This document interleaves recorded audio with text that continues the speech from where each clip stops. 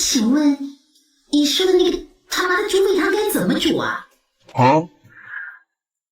我叫优若，是雄霸的女儿，也是天下会大小姐。可这称呼对我来说却是一个走不出的牢笼。我人生前18年只是湖心小筑里的一只囚鸟，自打我记事起就被父亲养在湖心小筑了。我常常问他为什么要把亲生女儿关在这里，他的回答总是说是为了保护我，是怕仇家伤害到我。可我觉得他只在乎他的江山霸业，根本没有考虑过我的感受。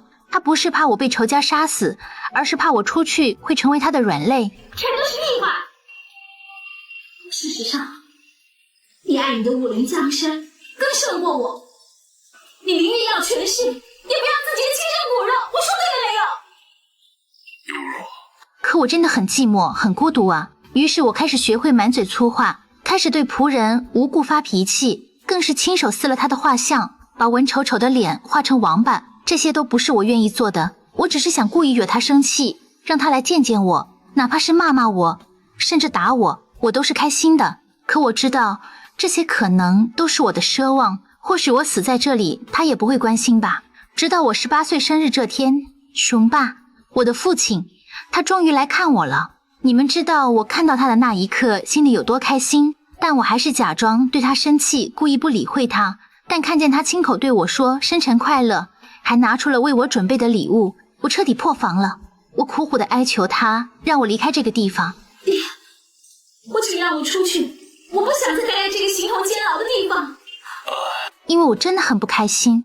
或许他看到了我的坚持，于是他跟我立了一个赌约，如果能在7日之内杀了聂风、步惊云其中一人，那么我就可以离开湖心小筑。他话音刚落，我就毫不犹豫地答应了，并且我选了聂风。因为步惊云外号不哭死神，我不喜欢冷冰冰的人。除此之外，他还让我服下一颗毒药，如果7月一到，我杀不了聂风，就得乖乖回来，否则就会毒发身亡。我对自己的实力非常自信，于是爽快地服下毒药，并直言我一定会杀了聂风。第二天，我化身剑舞，进入了神风堂，成为聂风的婢女。小弟剑舞，拜见主子。可是他一开口就要喝猪肺汤，我根本不会，我只会煮简单的鸡蛋汤。于是我问了他猪肺汤的做法，他竟然很有耐心地跟我描述。我从未见过一个人如此有耐心。第一次煮猪肺汤，我还是搞砸了，落了个锅碎汤糊的结果。后来我尝试了第2次，终于成功了。于是我开心地把猪肺汤端到他面前，很自信地说，能喝到我煮的汤是他的福分，让他必须喝完。喝了一口，他的表情虽然有些奇怪。好喝吗？但他还是喝完了，还夸我手艺好。你们知道我此刻有多开心？这是第一次有人夸我，于是我信心大增，表示他既然喜欢，那就天天煮给他喝。就这样持续了几日，直到有一天我送猪肺汤来的时候，发现他竟然没在屋里。开始我还非常生气，后面看着眼前的猪肺汤，只能表示他今天没有口福，我自己喝了。怎么这么难喝？这给猪喝的还是给人喝的？原来我煮的汤这么难喝，但我不明白为什么聂风会一直说好喝，难道是他一直在骗我，耍我？就在这时，他竟然也端着一碗猪肺汤进来，我以为是他嫌我煮的不好喝，自己去偷偷煮了一碗。于是我非常生气，大骂他伪君子。后来在孔子的告知下，我才知道原来是他彻夜不眠，为我亲手煮了一碗猪肺汤，还被我亲手打翻了。此刻的我非常后悔与愧疚，于是我飞快地跑了回去，发现他正在喝我煮的猪肺汤。我跑过去让他不要喝了，这么难喝的汤为什么还要喝？可他竟然对我说，我喝汤很少喝它的味道，而是喝汤中所含的人味，所以喝起来特别香甜。这一刻我彻底破防了。18年以来，发现第一次有人真心待我好，不是因为我是雄霸的女儿。我承认在这场赌约中是我输了，于是晚上我向父亲坦白，难道你不想要自由了吗？我当然想要自由。让他再给我点时间，我要亲手为聂风煮一碗好喝的猪肺汤，没有毒的猪肺汤。做完这件事，我就会回湖心小筑，永远不出来。在我的再三恳求之下，父亲答应了我。于是第二天，我端着一碗诚意满满的猪肺汤去跟他告别。可天意弄人，他竟然怀疑我害了秦霜，打翻了我亲手为他熬制的汤。我不知道他为什么要这么做，但你们知道这一刻我心里有多难过吗？你为什么不相信我？我只希望你能喝完这碗汤。被人误解的滋味真不好受。后来他在庙里看见我为他立的长明灯，秦霜也跟他解释了我的心意，他这才满怀愧疚跑回来。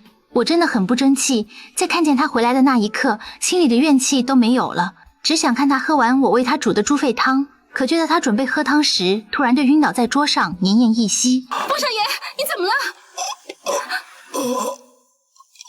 天哪，你中毒了！他中了我掺在月饼中的独门剧毒死神之吻。原来他中了叫死神之吻的剧毒。那人说，如果没有人为他吸毒，那么他必死无疑。看见聂风痛苦的挣扎，我仿佛看到了我为寻自由曾经也是这番痛苦。况且此刻他是我最爱的人，我只想救他。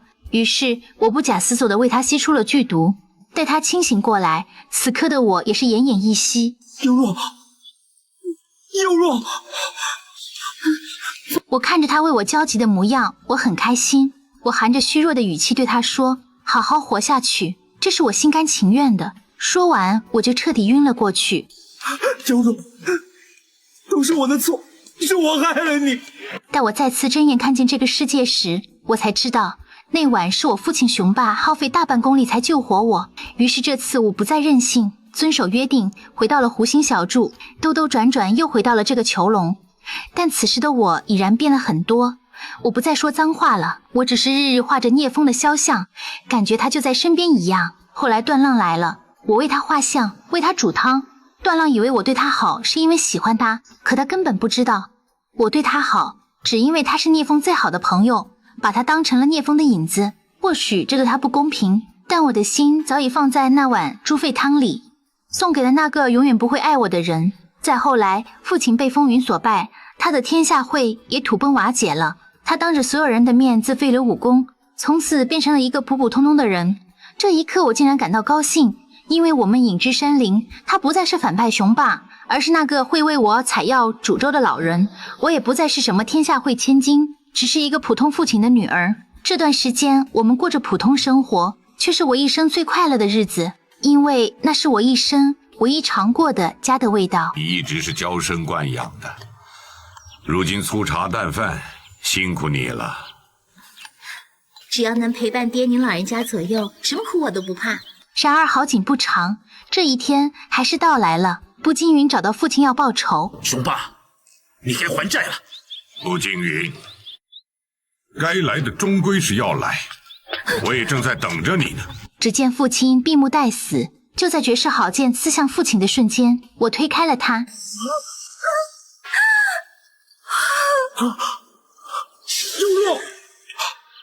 幽若，幽若！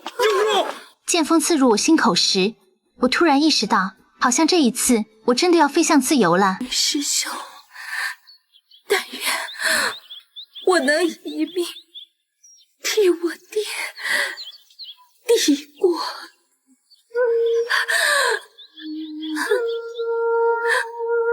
或许我的死才是父亲雄霸真正的败野风云，江山霸业皆可推倒重来，可女儿父亲只有一个，以后父亲再也没有女儿了。